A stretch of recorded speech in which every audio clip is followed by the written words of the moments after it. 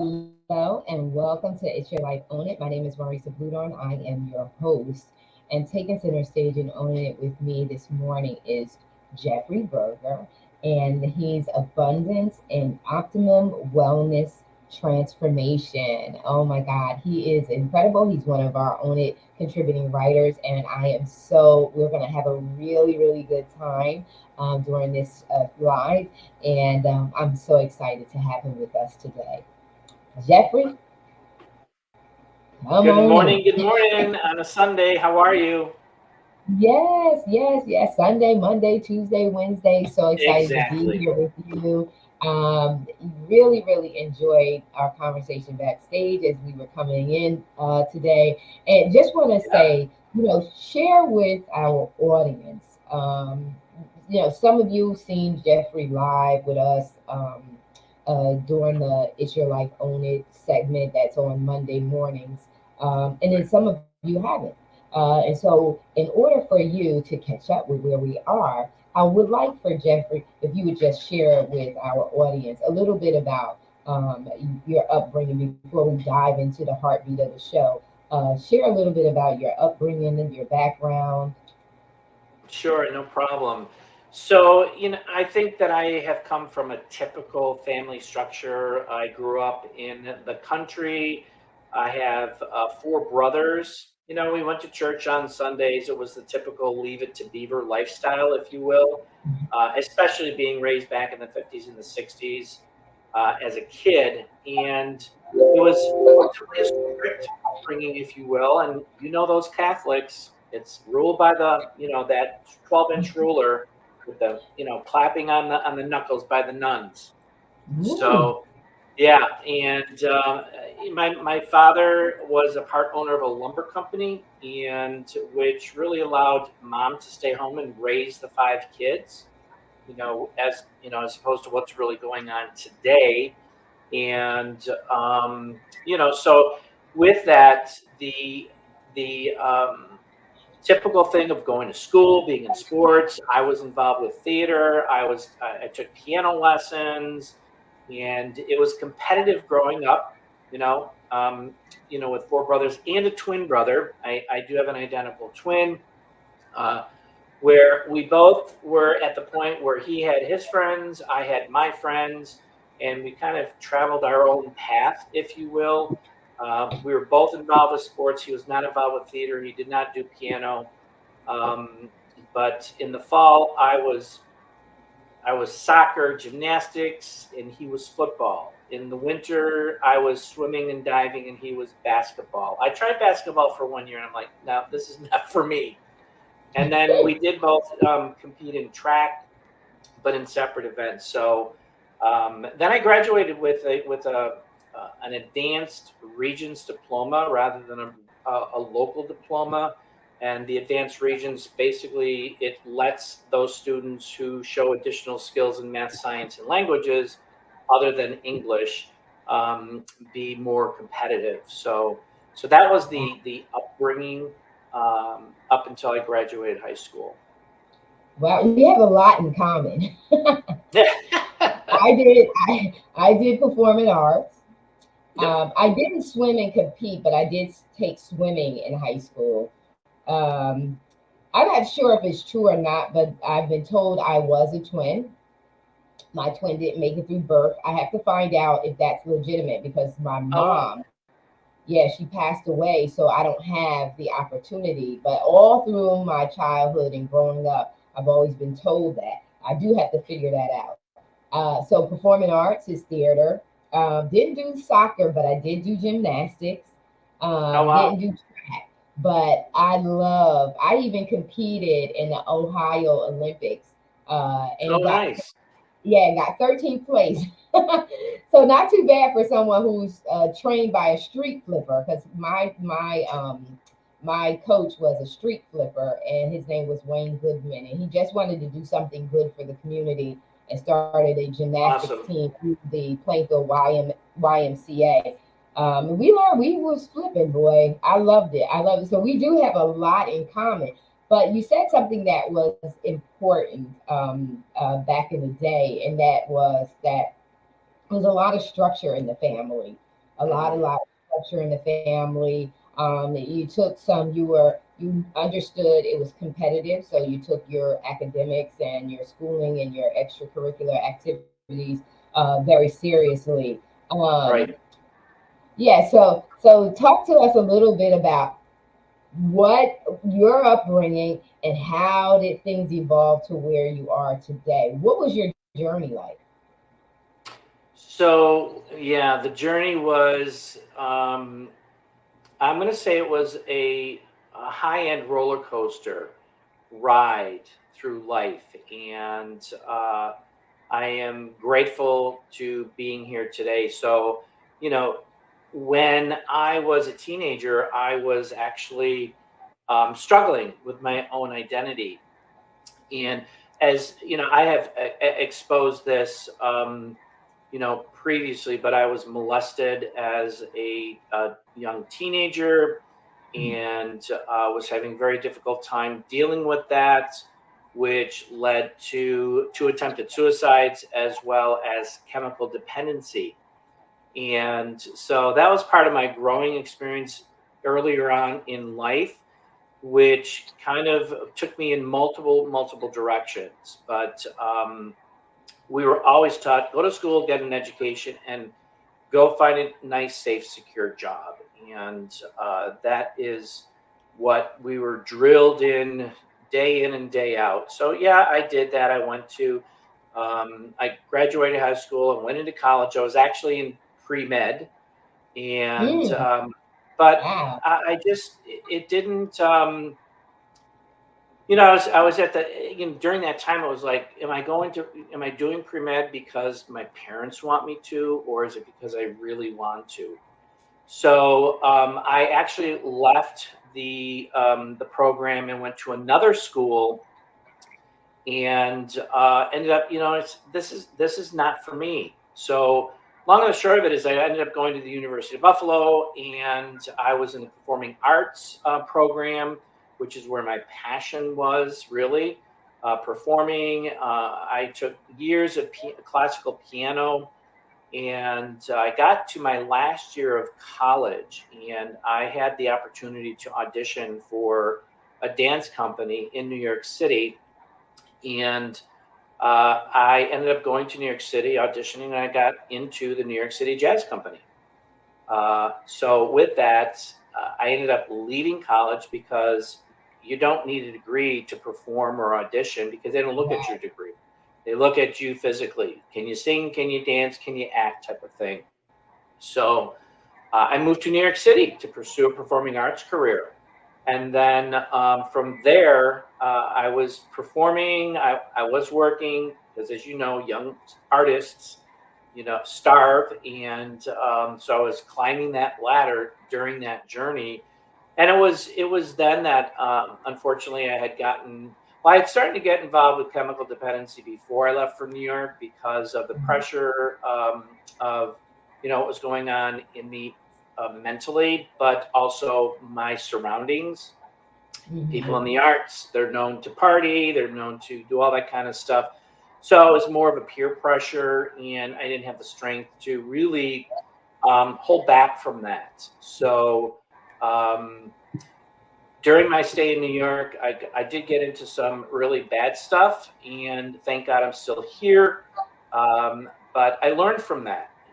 I learned from that experience, those experiences, and unfortunately, I fractured my back doing a rock video, which ended my performing career. And I ended up moving to Boston and ended up becoming a software engineer for the next 27 years, working in corporate America and working for companies like between high tech and banking and health insurance companies like Lotus Development, IBM, ThingWorld, which was an amazing experience. Unfortunately, the company closed, and it was really one of the first digital companies that were out there experimenting with animation, so forth and so on. Mhm. M&T Bank in Buffalo, New York, Blue Cross Blue Shield, Independent Health, HSBC. And then I basically ended my corporate career in 2016 with CVS Pharmacy. Wow, wow, wow. Well, I can see based on what you shared with me, I can see exactly how you ended up where you are right now, because you got the medical, you got you got the Right. technology, you got all of that kind of coupled in. But I think that sometimes with us in the performing arts arena is that we have a creative side, Correct. but we have a business edge. So sometimes the creative side is just for us to have fun, because I know, Yeah. like you, like yourself, one of the biggest things is I'm not a partier. That's not my personality, even though people will look at me and say, oh, she's got to be a party queen. No, I love to dance. I love Yep. to, I love the music, but I don't like all the drama that and all of that busy.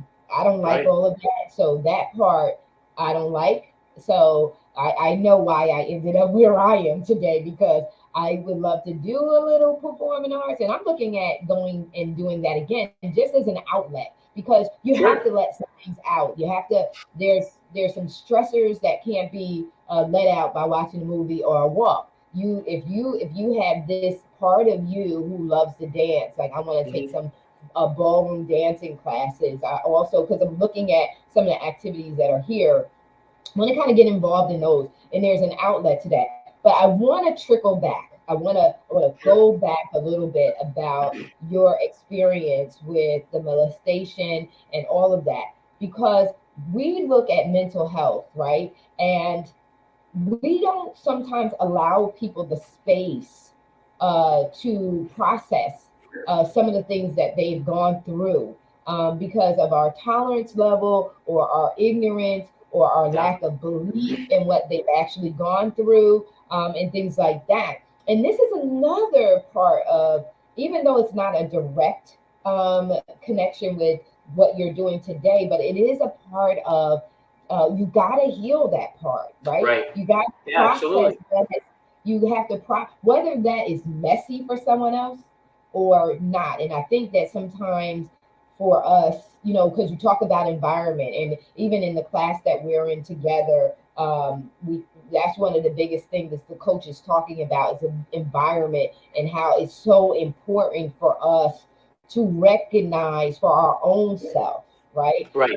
When Yeah. we're in an environment that is safe, when it's an environment that fosters and supports you being authentic, because if you try to mask, if you don't go through the process that is necessary, even though it's uncomfortable, even though you want to scream and get out of it really quickly, we don't go through the process, we don't get truly healed. And then we're wondering why we're having these triggers, or we're having these things that Right. happen. We're continuing in different patterns, just looks a little different, but it's the same pattern. So that's why this holistic approach to, and that's what It's Your Life, Own It, this particular platform within Own It is so important, is because this is the part where you develop yourself, the self awareness, you come awaken to yourself, the self care, the self love, the self evaluating, Hmm. assessing, and addressing. That's where this is done. And so I really appreciate your transparency. I appreciate you sharing that, and letting us get to know a little, because I'm writing notes over here and I'm like, oh my God, Yeah. there's something that I want to sidebar on you really quick after the show.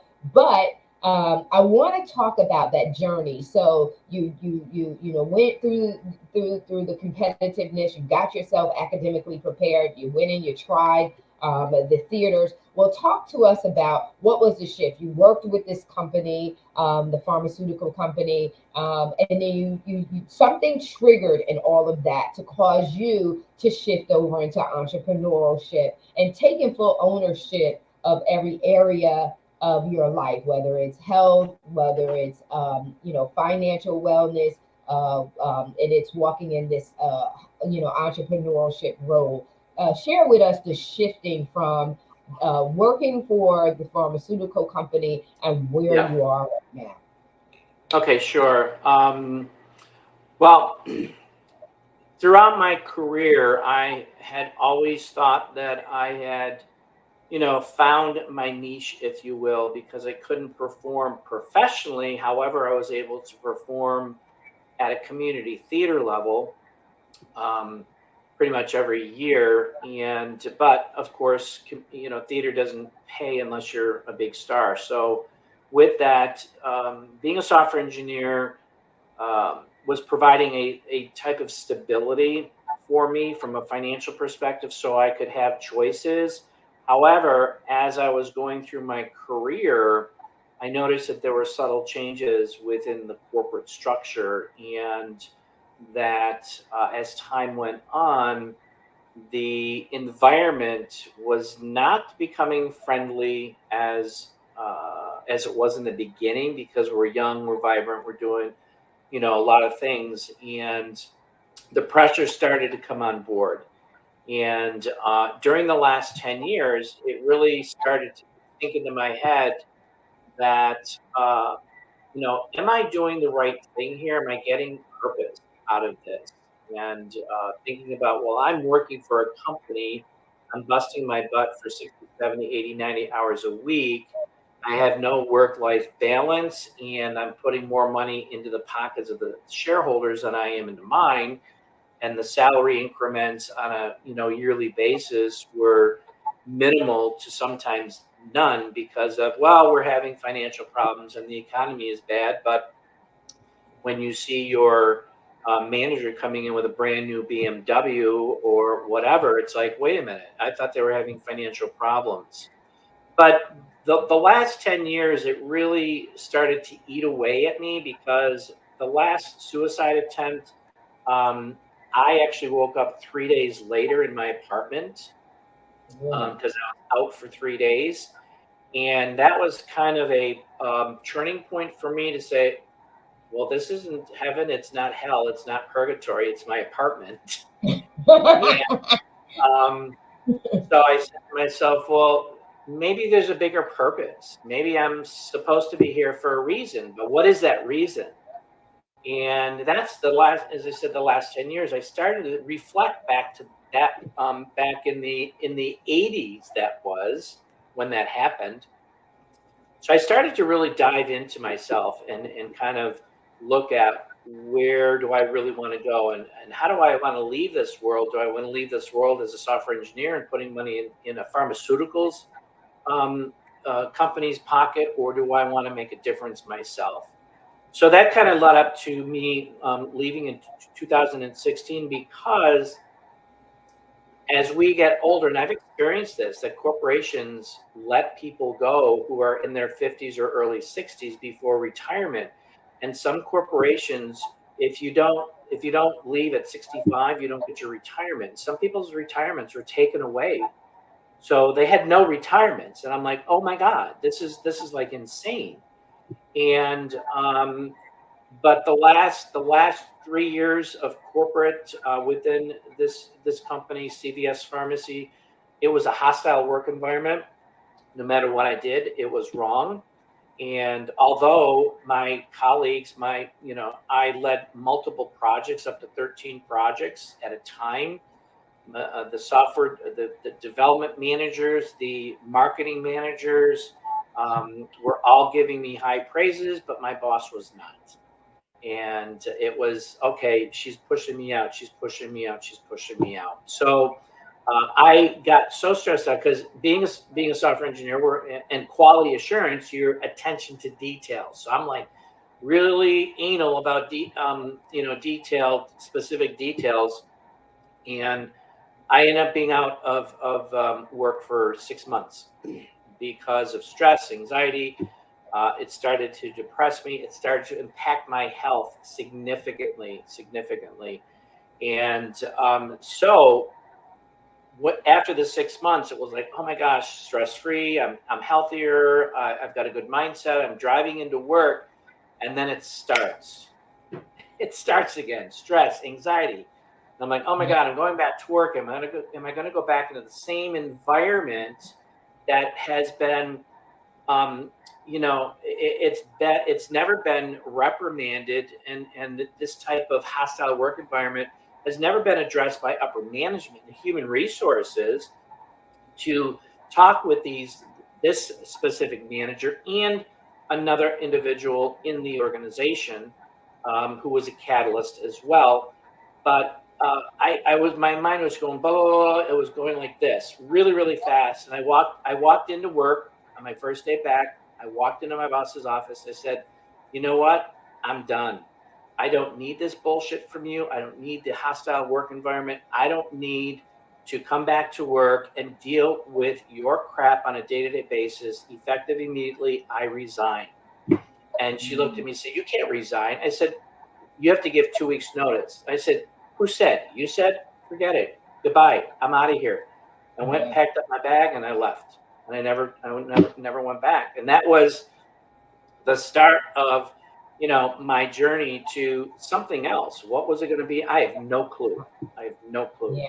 And the more I've talked to people, it's the same thing today. Companies are getting really, really bad when it comes to work-life balance. There really is no such thing, especially when you're salaried. You are expected to work, get the job done at any cost.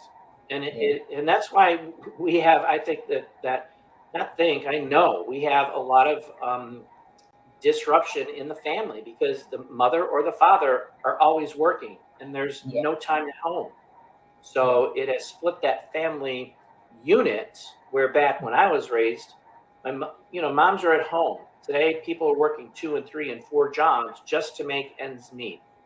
So that really, got me to thinking and saying, I need to do something else. And I was totally burnt out. And that was the biggest reason that I left corporate America. Yeah, you hit so much. you hit so much, and we're going to tap into it. I know we're going to tap into. I'm going to allow us to dive deeper into it in our next segment. But you tapped into a lot of things, and I just wanted to address that. One, you tapped into POS, perceived organizational support, and I talk about this over and over and over again. And I guess that's the place that we're in. Perceived organizational support is how the employee sees the organization is having their back, caring about them, having them in consideration. And what's happening is there's a high level of negative POS. And when you have negative POS, it affects the performance. Just like you, how many people are stressed out of their jobs? You had the audacity and the tenacity to say, I'm leaving this place.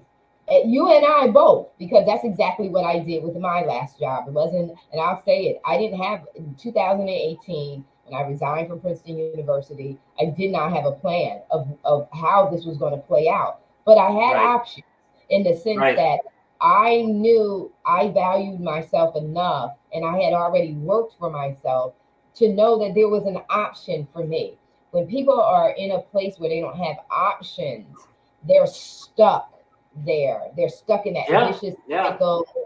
And unfortunately, they don't. And that's why your manager, director, whatever her title was, she said to you from her own perspective was that, dude, we don't. What she was really saying to you is, we don't get to do what you getting ready to do. So you better step back in line and you better go back to your desk. And that's exactly what she thought. And I had one of the managers say to me, Marissa, people don't leave Princeton University. Well, you have some people, listen, when organizations have high performers and don't recognize them, high performers realize their value. We understand what we bring to the table, and we're not willing to just say, hey, I'm just going to stay here and let you do whatever. That's what It's Your Life, Own It is all about. Know your worth, because when you know your worth, you know how to negotiate. You know what are non-negotiables. I want to close us out. Believe it or not, I want to close us out. Where are you? Because we're going to dive in deeper. So for those of you who are watching this segment right here, you want to make sure you watch all the segments that come up with, I want to say, Dr. Jeffrey Berger. No, not doctor. But I want to add one more thing to this, which I forgot to add. Regarding corporate America, I mean, the rules and regulations, there's no rights for the employee. And during my last review, I found out that there was a complaint filed against me in HR. And HR never reached out to me. I found this out through a review, and I'm like, what are you talking about? And it was a complaint from somebody who lived in Chicago. I was working in the Rhode Island office, and it was somebody from Chicago who was a peer. And I never worked on a job. I never worked on a project with her. So I went to HR and I said, okay, so what is this complaint that has been filed against me? And they said, well, it's a sealed complaint. Well, how am I supposed to either rectify this complaint and what this person has said and what I'm supposedly doing wrong? How am I supposed to correct that? Or how am I supposed to defend myself against that? Because I've never worked with this person. She's a peer. And they said, well, it's a sealed complaint. We can't talk about it. So there's no, and this is, and then, and this is what corporations are doing, is this is how they squeeze people out. And I had a very, very good friend who I brought into the company, and both of us worked for this individual, this manager at Lotus Development back in the day, probably 20 years prior to that, coming on board and working for her. He was eventually walked out of the office by security. Wasn't given any notification. They just came in and walked him out. So, and that was, it's sad to see where corporations are going, and they're just bleeding the employee. And I'm not going to say that this is every corporation, but I've talked to many people who have experienced similar, traits that I've experienced. So, yeah. So you have as an employee, you have a recourse, but that recourse costs employees. And 9 times out of 10, employees are not going to take the recourse. They're not going to take the actionable steps required because it requires an attorney. That's when you have to pay the attorney too, or whatever the agreement is with the hiring of an attorney. You have to take that chance, and then you take the chance that once you take one employer to court, will it stain you from other opportunities of employment? So you have to worry about those kind of but it is legal action, because legally, if someone accuses you, you have the right to, address or be made known of the person who's accusing you of this, without going into the legal. But I know that there is a recourse for you to be able to do that. But most people can't afford it. That goes back to the statement where she said you can't leave the job, because the reality is everybody needs a job, because everybody's in debt. Everybody owes somebody. So, I owe, so off to work I go. And so there it goes. But I want to close us out on we're talking reality. This is the reality of what we have to face in the work environment. It's the reality of why you came into business to do what you do, to address the stress, and to help people to figure out how to navigate through this thing called life, in the work-life experience. And so share with them what it is in closing. And they can continue to follow you on this platform, because we go live every Monday at 10 a.m. And so they can continue to figure out, and hear all of what you have to say, because this is just one segment of one piece, all that comes with working with you. And audience, you see the ticker tape below. Get in touch with Jeffrey if you want to set up a nice little Zoom coffee meet chat and get to know more, if you can find this relatable and all those good things, because he has so much for you. So close us out. Let them know this certified holistic wellness coach. Talk to them about what that means and how they can work with you. Yeah, sure. So I'll share in future episodes a little bit more about my own health journey. But because of that health journey, I became certified as a holistic wellness coach, and really focusing on the microbiome, which is the gut brain heart axis, and coming to learn that gut health is a key component to getting to the root cause of all disease that's out there. And this includes mental health as well, because your mental health is a direct response to what you put into your gut. And I'll share more in details in other episodes regarding that, because we are in a world where we have broken systems. The medical system is not working for us. The financial system is not working for us. And the objective here is to share information that people are really looking for, but it's not found in mainstream media. You know, I know doctors are being shut down on YouTube that are providing alternative services. You know, going to plant-based protocols. Use this for use this as plants rather than pharmaceuticals, and they're being shut down. We unfortunately have holistic doctors down here in Florida that are being found, home, who are deceased.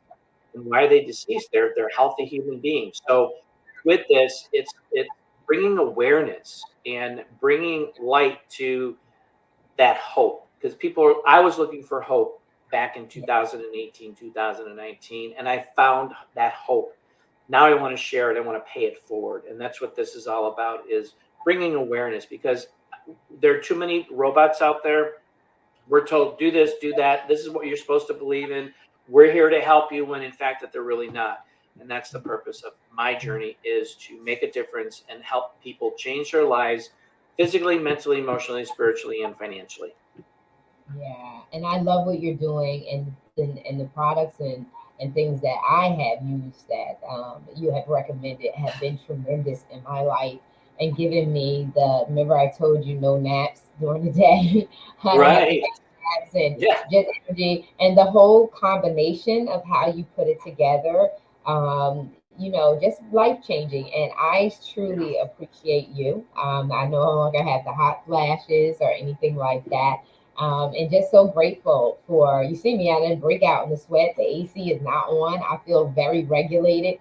And it's been tremendous help to me. And so I thank you for your insight. I thank you for your willingness to share, your transparency. Truly appreciate it, because we don't we don't become knowledgeable or empowered if Mhm. you're not willing to share the Right. truth of and the resources that help us to be better mentally, physically, financially, emotionally. So I really truly appreciate you. And Thank ladies and you. gentlemen, like I said, you've seen on the ticker tape, just stop it where you need to stop it. And get connected with Jeffrey, because he is truly a blessing, and you get to hear more directly from him, and him to ask him the questions that are really Right. on your Yeah. mind directly. All righty. And so we're out until next time. Make sure you watch the next segment. See ya. Thank you.